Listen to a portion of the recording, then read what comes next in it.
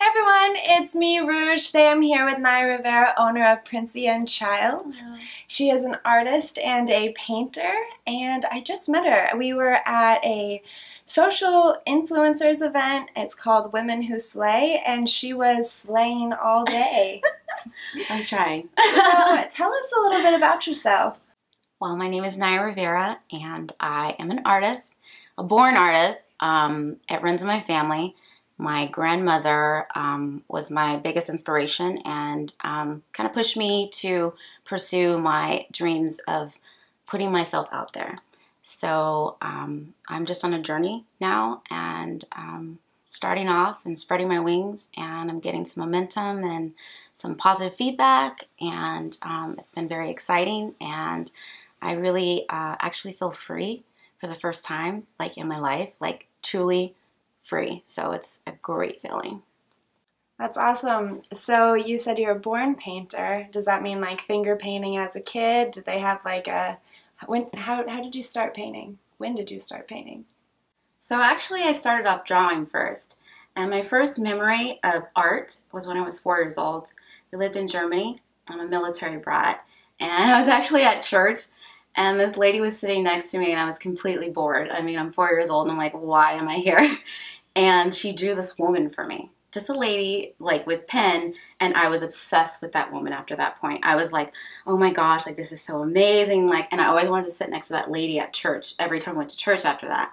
So then I started drawing, and eventually I became that kid that had the line of students, like, behind her, like, can you draw this for me? Can you draw that for me? And I would just draw stuff for people all the time. And it got a little bit exhausting because it was like, constantly I was drawing what everyone else wanted me to draw. So there was no inspiration or passion behind it. It was just, I was like that mule. You know, it's like, well, Naya can do it. So my grandmother was actually the person who encouraged me to paint. I was intimidated to paint initially. And my grandmother was like, honey, she's like, if you can draw, you can paint. And she's like, don't be afraid. So her and I together started my painting career. Wow. Yeah. It's beautiful. Yeah. You always need a grandma. I have a grandma like that too. It's like they, for some reason, know we can do it when we can't. Yeah. They believe in you. So besides your grandma being a big motivator to get you to paint, what actually inspires you to paint? Well, it's what I'm going through. A lot of emotion goes into my paintings. Even if they're abstract, a lot of times there is an emotion or a feeling or something that I'm going through at that time. Some of it's happy. Some of it is not so happy at times. But I like to draw my inspiration from my surroundings, from what's going on with me, from my daughter, from people I look up to in my life. I love people. And if I meet someone, I can get inspired by them and I could start working on something. I have dreams and visions that flash in my head where I have to wake up in the middle of the night and I have to like release it. So for me, like sometimes when I'm doing art, I'm actually like giggling and laughing because I'm having such a great time and there's nobody in there but me, but it's amazing. So it's just such a great feeling. It's a passion. I enjoy it. And it allows me to express myself and my thoughts and my dreams on canvas. Like to actually go through the emotion and to feel it too. Like I'm angry right now. Like let's actually feel what anger feels like. Yeah. Wow, it's something so special about artists is like we're not afraid of emotion. Yeah. Yeah. Do you feel like you get like more art from one emotion than another? Like I know I write better if I'm sad. Yeah. Do you feel like you paint better when you're sad, or is happy just as strong? I think that it varies for me. I'm a very sensitive person, so things can impact me a little bit deeper. And I just allow that to not necessarily turn into something negative. I try to turn it into something positive. And I think so even if there is dark moments, I always try to find something positive in no matter what I create. And it could be just even, sometimes it takes me forever to come up with what I want to title a painting, because maybe it is a darker painting, but I still want there to be an aspect of hope in all my stuff. I try to remain positive at all times. Like even when I'm going through rough times, I just know that, you know, things can get better. So Like always looking for the silver lining. yeah, That's awesome. Yeah. What are some struggles that you often face being in, I don't know. Yeah. Like, I don't even like Being that. an artist, yeah. The struggles, real. I can tell you that much.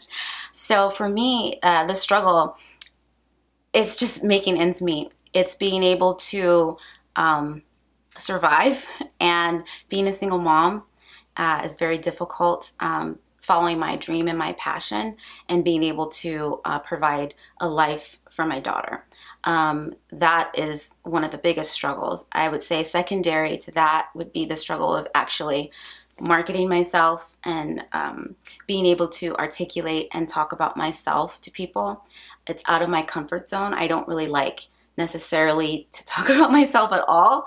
I don't know, I was just raised to be very humble and very modest in that regard, and I'm always trying to boost other people up. So now with me actually putting myself out there, I actually have to engage more with people and talk about myself. And I'm not a shy person at all, but I'm very shy about trying to tell people about my art and my passion, because I've kind of hidden it. I kind of did the route that everyone says you need to do, like, oh, you need to do good in school, oh, you need to go to college, oh, you need to make a lot of money, oh, you need to get married. And I find that now I am the most fearful I've ever been, and it's because I am pursuing what I think I was put here on earth to do, and that was to create and impact people, inspire people, share with people.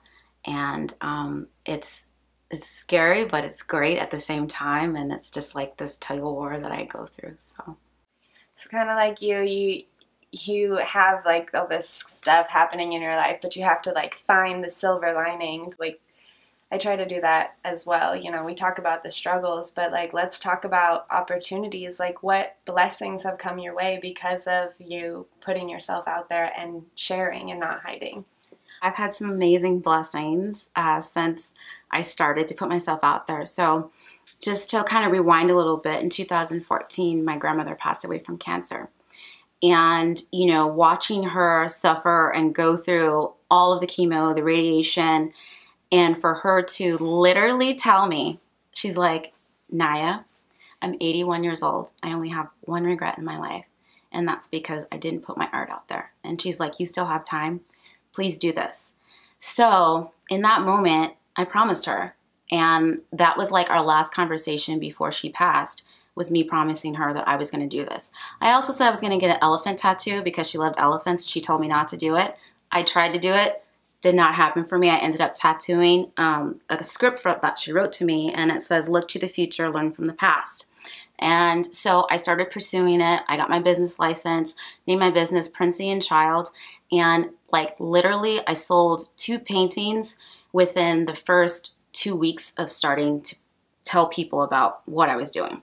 So then 2015, I sold another painting, and I was like, wow, like this is kind of coming a little bit easy to me, you know? So then at the 2016, went through my divorce, which was a blessing because it pushed me to actually pursue my art even more. And I've already shown at the Mandarin Oriental, I've shown Southern Highlands Country Club, and my stuff is in installation right now at Dragon Ridge Country Club here in Las Vegas. And I am working on an opportunity to be able to donate some of my art to Cure for Kids, which is an organization here in Las Vegas that helps support children with cancer. So it's very dear to me, and it means a lot. And I've been supporting that organization for a long time financially, and now I get to donate some art. So I'm really excited about that. So awesome that you have stuff on display, and it sounds like you have like a lot of stuff going on right now. Yes. I mean, your paintings are so beautiful. Tell us about them. Okay. Well, I definitely love to do women. I enjoy it. I enjoy like edgy, like kind of not creepy. Some people might think it's creepy, but I think it's like, I don't know, mysterious, edgy, like very feminine. I like doing stuff like that. I love sparkle. I love color. I don't like rules. I don't like people to tell me, well, you can't use this color with that color. You can't use this. No, don't talk to me. Like, I want to let myself flow and be free. This one right here is really fun. This one's called EDC. And it's just crazy and wild and fun and vibrant. And I spray painted, I did gold leafing, I did acrylic, I did watercolor, and it was awesome and amazing to do. This one over here is Love and Hope. And this was when I was going through a little bit of a dark time in my life, but also there was a glimmer of hope, and you know, love will always exist, even during the darkest days. This one I'm still working on. It's called Rebirth. I've been working on this one for over a year, so it's very special to me. It is very emotional for me because it has a lot to do with my grandmother. So this piece, when it's done, I'm gonna be super stoked about it. This one is called Intent. It's pretty intense in terms of like not really being sure what someone's intentions are. Okay, so you have a lot of paintings that look finished, but I know as an artist, like nothing is ever done. Are you still working on some? What are you currently doing? I'm actually still currently working on a lot of paintings. Some of them I thought that I was done with 2 years ago, but then I look at them again and I'm like, I think I need more. I think it needs more. So I'm actually having fun right now. So I've been trying to play around with more of like comedic type imagery. And so I have some ideas that are in my brain that I have to put on canvas at some point. And another thing that I'm trying to work on is the whole marketing. I've just, designed a website. I've just done my second interview that I've ever done. I'm very excited. Thank you. So I'm really trying to put myself out there more and market myself more, learn more about how to get my work out there and get my name out there, and just have fun with it and do what I'm meant to do. So I'm excited. That's all a big project, the marketing aspect, but also remembering to have fun is a project in itself. So there's one piece that I think you might really like. You want to see it? Yes. It's not finished yet, but I think you might enjoy it. No, show us. Okay. Show us. So this is Chakra Rose. It's not finished yet, but it has to do with like energies and releasing all of them and being balanced. So it has all the colors of the chakras in it. And then it's in the works, but I thought you might like it. Wow, it's beautiful. And you're just kind of like feeling and then putting your energy onto it, Yes. Pretty much. Yeah. That's awesome. So creative. One thing I wanted to ask you is, as an artist, what is some advice that you wish that maybe somebody would have given you when you first started out? Like, what is your advice to other artists? I guess my biggest advice for any artist would be to do you. Put your stuff out there. You don't want to live life with regrets, and just don't care about what people think. Don't compare your art to other people's art. Whatever you're inclined to do, just do it. Have fun with it.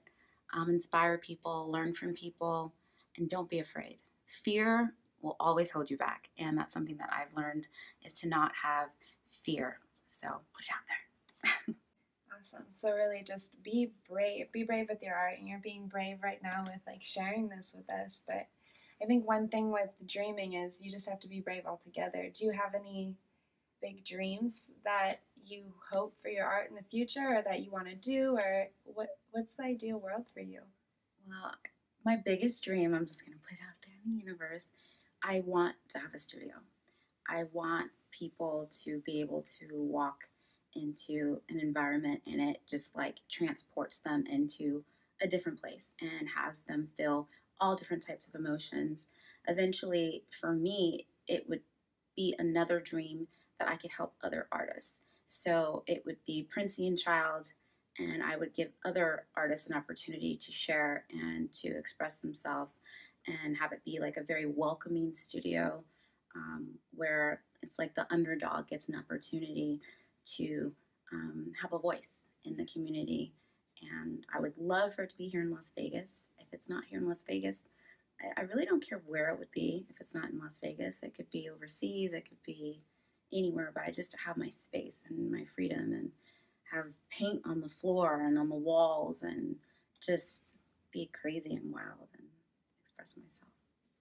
Yeah, just a place to be you. Well, thank you so much for sharing everything that you shared with us. Like, I know we talked about for artists, it's hard to share. Like, we want to run and hide. Yeah. But I'm so thankful for having you here and talking with us. I'm grateful that you asked me. Like, it was like, honestly, something that it's like another stepping stone for me, and it's going to help me grow. And I just love your energy and your presence. I thought you were beautiful in so many ways. So yes, like you said, you said, like, you want a space to help the underdog. Like, I feel like this is what I want to create as well. Like, I just am here to support each other, and I'm like, this is us. This is us being artists and supporting, and I'm very thankful to have somebody here with me to help show that. Anyways, thanks guys for watching another video. I have more artists and more things to talk to you guys about. Stay tuned, keep watching, subscribe, like, comment. We're here to talk with you. Have a good rest of your day. Bye, guys.